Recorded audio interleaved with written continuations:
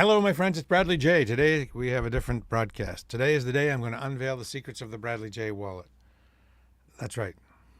For, I don't know, a number of years now, I've been doing leather work. My father worked in a tannery, and I've always had a thing for leather. When I was a kid, we had some extra stovepipe around the house from when they built the house, and there was extra leather from my father's job. I made a set of drums out of wet leather stretched over these stovepipes. I have always loved leather. And at some point, for some reason, I just started to get into making wallets. At first I didn't have a pattern and was just winging it. And I made this weird wood giant wallet. Actually, if I thought of it, I could have shown you. But I stuck with it. I was consumed and actually got really good at making one particular design of wallet that I invented, which was designed to be slim. Because who wants a fat wallet? And I've gathered all my materials, most of my materials. I hope I haven't forgotten anything. And I'm going to show you how to do it. I've watched a bunch of tutorials on various designs, and they're irritating. There are different ways to go about it. I'm just going to not do it, but show you how I do it and the stuff that I use. Are you ready? Let's begin. First, I guess let's show you an example of the finished Bradley J design. I hope the lighting is good enough here. It's black, so you won't be able to see a whole lot. I wish I could show you the stitching. Maybe I need to get the light more. There, you can see what I consider to be, that's hand stitched with 2 needles. It's tough to see how even it is, but maybe you can. You know what? Here, there's the yellow inside. You can see how even that's yellow. It looks white, but it's yellow. Various iterations of this have little color contrasts. That's yellow. You can just do yellow on one side or all black. You can make it out of various colors of leather. Here's one that's going to be a sort of nubby brown. That color is not a good thing here, but that's not done. So I might as well get on with walking you through it. By the way, the design is simply the money part, the cash. A lot of people don't use cash anymore, but some people still do. And then 2 credit card pockets on each side. This one's not quite done. Actually, it's not quite done. So there's this inside here, and then here, one, and then one behind it. The lighting doesn't show it up very well, but that's what it basically looks like. So what do you need? This is very basic. This is what people use. Since I'm using a green screen, it's tough to see what this is, but it's one of those quilting mats, and they call it self-repairing, and you can cut on it, and the cuts don't seem to show up. This is the device that I use to cut, but we'll get to that later. One of the devices, a rotary cutting device. They're like $12.95 at Tandy Leather or wherever. I will say that a good supply place for all your stuff is Tandy Leather. There's one in North Chelmsford if you want to go up there. It's super cool. And they have great customer service, I'll tell you. And they're also, you can buy stuff online. They have a crazy amount of stuff. They have everything you need and more. So let's start actually into the making of this wallet. Let's talk about the leather first. That's one of the big things that takes a long time to learn is the leather choice. I wasted a bunch of money buying leather that was too thick, too soft, too weird. When you want to work with leather making a wallet, you want the thinnest, kind of stiffest leather you can get. This I bought at a flea market. It's kind of perfect. It's dark red. It's actually upholstery leather. If you scratch it, there's red underneath to make it look worn. It's dark brown red. And it's thin, but stiff. If it's too soft, it's difficult to work with and it's difficult to sew straight on. If it's too thick, it'll just make the wallet too fat. So thin and kind of stiff. All right. Let's. The best way for me to do this is just pretend I'm going to do the wallet. So I take my leather, I stretch it out on that cutting board that you saw there, and cut out 1, 2, 3, 4 pieces. I'll use these brown ones. Two of these, 2 like that, and just 2 like that. Now what I initially did was just used a cardboard template, but you can buy pretty cheaply plexiglass templates. You can have them made, or you can just measure. A tool that's valuable to measure is a clear ruler, a fat clear ruler, maybe like 9 inches wide and 24 inches across, with all kinds of markings, so you can see through it and make marks. So after you've marked it, you cut it with this wheel. You take this, cut right to the edge of the pieces. But with a round wheel, it's tough to get it right to the edge.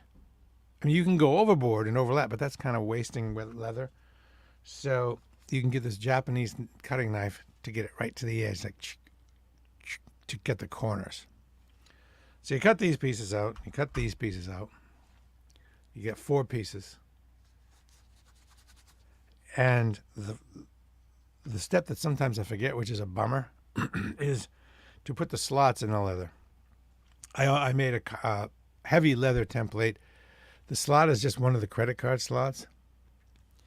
And the way you do that is, I mark it with a template.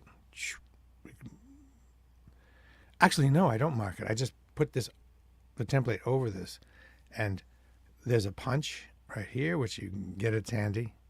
This is a small punch.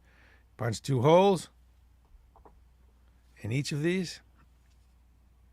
And then using this Japanese straight knife, as straight as you can, cut that line right there. Right there. Do that twice. Then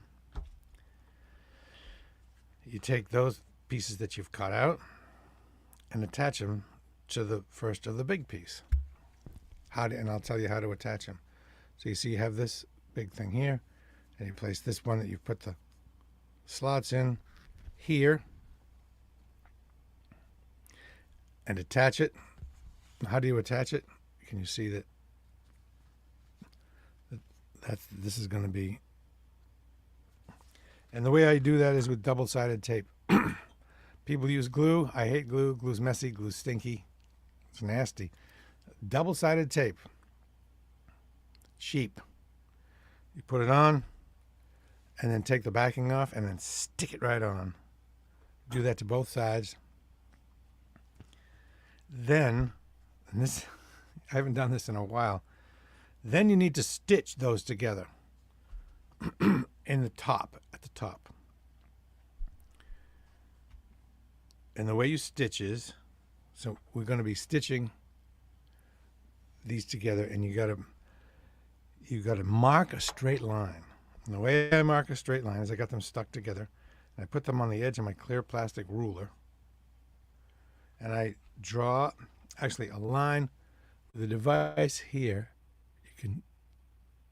A grooving device. There's at the end of this little curve here is a little hole with kind of sharp. It's sharp, and you drag it along the leather to make a line, and you use the edge of the leather to set them out, and you drag it along. It makes a straight line. Straight line. Then this is a lot more complicated than I remembered because I did it over time. Then once you have the line on both of those pieces, you punch holes. Punch with this punch. You can use different size punches. Ones with the holes less far apart or more far apart. The one that works best for me, if in the beginning I had 6-hole punch, they were closer together. It took a long time. Really, all that's necessary is this 4-hole punch about this far apart. But either way, and you punch the holes very carefully. And what's cool is the hammer. The coolest of my tools, I think. First, I use this wooden hammer, and I'm whacking on it, whack, whack, whack. And during the process of whacking on it, the thing would get out of line. So with this 3-pound leather hammer, rawhide hammer, that's rawhide here. 3-pound hammer on this little thing, pow! It goes through. And what do you punch it on? They have a thing called a pounding board. All of these things are pretty cheap if you want to get into it. I figure you can get into the whole thing for $250, everything. Here's the pounding board, made out of some plastic that this goes right through the leather and into it in the back. And if you really want to do it right, you have a piece of stone under this, something heavy with a lot of mass, like a piece of granite or something, like a square piece of granite. And that really gives you a backing that is solid, and it's much more satisfying. If you put it on a table, it's going to make a lot of noise. If you put it on, well, I use it on the floor, on the carpet, a piece of granite and this.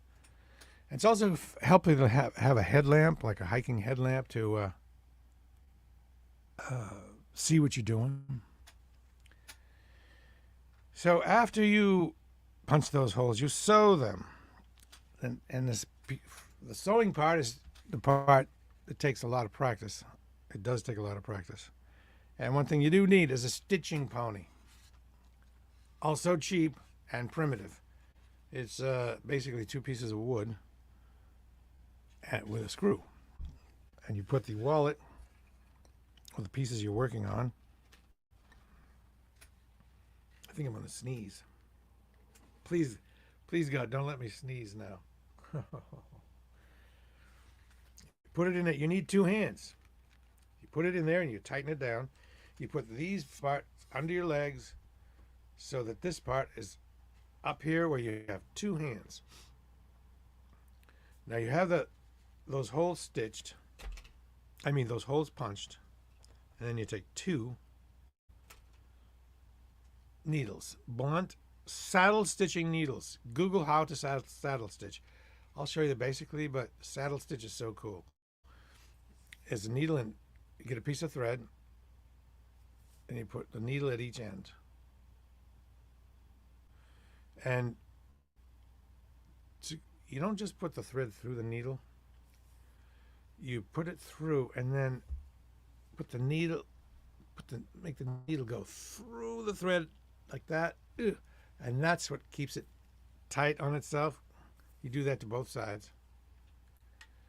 And then when you have the whole stitch, let me get this in here. It's very satisfying, the saddle stitching. It's key. You have 2 needles, right?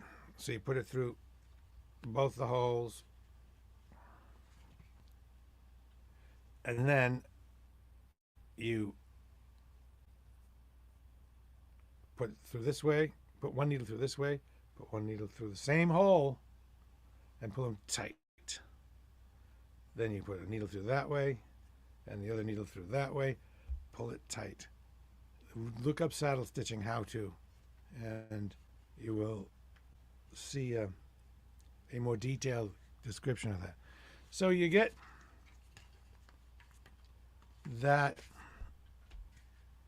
those 2 pieces done. Then you attach. It's going to be difficult to do this. Then you attach. So you've just got the top done. Then you attach the back there and use the double-sided tape and mark the other borders if you've already done just one here, one on each side, then you mark this and this and punch all the way through here and here and here and sew here, here, here. Now you've already sewn these top two together. You leave that open. That's where the money goes. And making sure to draw the lines with this tool. Saddle stitch, saddle stitch, saddle stitch. And at first it'll be kind of messy. Then you get to for me, this is the rewarding part. When I do it, I make the leather a little oversized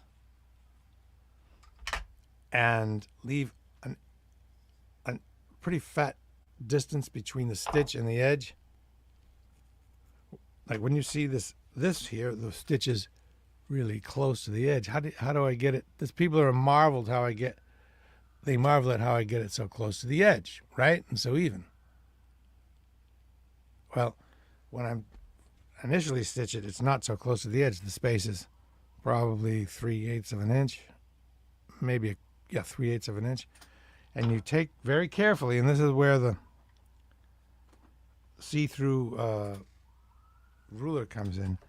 The most satisfying part, and the part where you could really screw up, is you have this wallet. It's got extra around the edge, and you take that clear plastic ruler and you cover up all but you line up with the stitches and cut the extra off with this. So you're like, and you get it super close. Boom. If you get it, it's easy to be asleep at the wheel and cut into the stitches, and you're done. It's a total waste. This is the key to the making it look insanely professional, is get this cut as close to your finished stitching as you can without hitting this. Not as close, but really close. And then you might wonder, well, what about the edges? Do you still have edges, unfinished kind of edges? I've tried all kinds of fancy stuff, but the simplest thing to do with black leather is use black shoe polish. It's that simple. On these unfinished edges, black shoe polish. It looks so professional. Black is the easiest to work with. Black thread on black leather. If you make a little error in your stitching, it doesn't show up as much. If you use contrasting stitching, you better be perfect on the stitching, because any mistake you make will show up and it will bum you out. Pro tip: round your corners. There are these little tools, little chisel kind of, I don't know what you call them, that have an angle to them. They come in sets of maybe 6 or 7. This is too big, but round off the corners with this. Just very carefully. It doesn't have to be as much as you think, just enough so it's not a corner. Round it off with this sort of round tool. You place the wall on the pounding board right on the edge, and then you take your hammer, your trusty hammer, and go to the corners with this tool and go pow, pow, pow, pow. And then, actually, you do that before you do the black edging. You can buy all kinds of like wooden things to rub it down. I've done that, and it just kind of, I don't like that because it kind of mushes out the corners and the edges, and I don't like that. You don't need to do that. Just black shoe polish. And if you actually just rub it with your fingers, it looks great.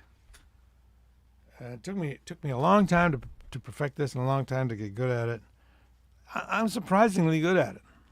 I'm usually not very good at anything, but I became obsessed with doing it. You can make belts too. I make belts too, but belts are a pain in the neck to make for people because they're different sizes. That's the problem. So now I just make custom belts for people. I don't charge them.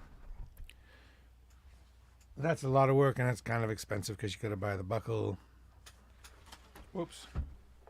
And the leather is expensive. This is, I don't know, 12 gauge, 12 weight leather. I don't know what the number exactly means. I forgot, but it means it's big. I like belts as thick as possible. This is called Veg Tan, and it's basically not tanned. And I'll make the belt, and from this big giant chunk, there's a little cool tool that will slice leather at the width you want. Then there's a punch to make the hole for the tongue. Then there are punches to make the holes. There's not any sewing. I did sew designs into belts, but it didn't enhance the value of the belt that much and took a lot of time. So mostly I let the leather do the talking now. I toyed with the idea of leather, design. What do you call it when you carve up the leather? That's another level of stuff that no way would anybody pay what it's worth. The work is way too much, and the chances that you mess it up are huge. And so that's basically it. There are lots of tutorials. You can buy templates, and the people and the company that sell the templates post tutorials. But that's the way I do it. 4 pieces of leather,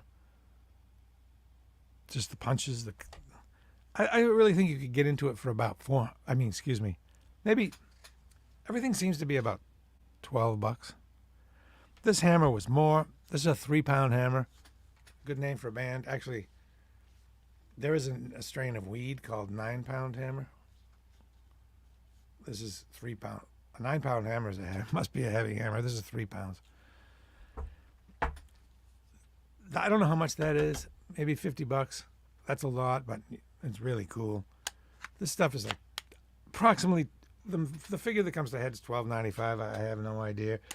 You can get punches individually. Craft Tool is a good brand. They sell at Tandy Leather. It's amazing that Tandy Leather still exists, just because it's so cool. There's not a lot of cool stuff that exists, really. North Chelmsford, you should go up there. And it's one of the businesses that has such great customer service. I want to plug them. I can't express to you how important the customer service is to me. And the manager up there is so helpful.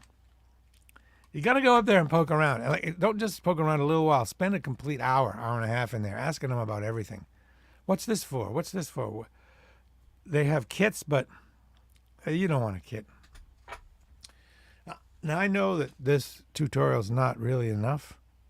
Well, actually, it is. You could call them. You can go on Amazon and buy most of the stuff. And a lot of it will be bought through Tandy Leather by way of Amazon if you really want to get started. But you could just go there. If you're in New England, you could go there. If you're in Massachusetts, you could go there. You can also go to their website. But it's so much fun to go there and touch it and feel all this stuff. If I had some advice for you, don't get carried away with buying a bunch of leathers. You'll get all excited by the leather. You want to buy, oh, look at that cool red leather. Yep, well, I've done that. And go start off with black leather, most forgiving. The kind that worked well for me is called designer double shoulder. Designer double shoulder. Say, do you have any black designer double shoulder? Shiny on one side, but not too shiny. It's got that nice squeaky feel. Hear that? Oh yeah. These wallets. Who'd I give one to? Well, Rick Walker. He's still got his. He had red stitching. Still cranking. Actually, I had to go and the stitching wore out. I had to go and repair the stitching. And black leather, designer double shoulder. It's because it's thin. It has to be, the thinner the better, as long as it's strong. Because you're going to end up with 6 layers once it's folded over, right? You got 1, well, one, one, two, three pieces. And on this side, one, two, three.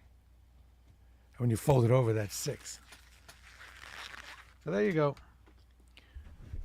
There's the secret. I actually have. I like making them so much. Selling them's a pain. I think I'd like to just sell them at bulk to some. I don't know how you do it. Any ideas on how to sell bulk crafts things? I mean, I could go to a craft fair. I could sell them. You got to get a booth. You got to get insurance. You got to blah blah blah blah blah. Or I could just say to somebody, for X amount, just take them all away. I did go to a couple stores just to see how much they would cost, how much they would sell them for, and it was significant. But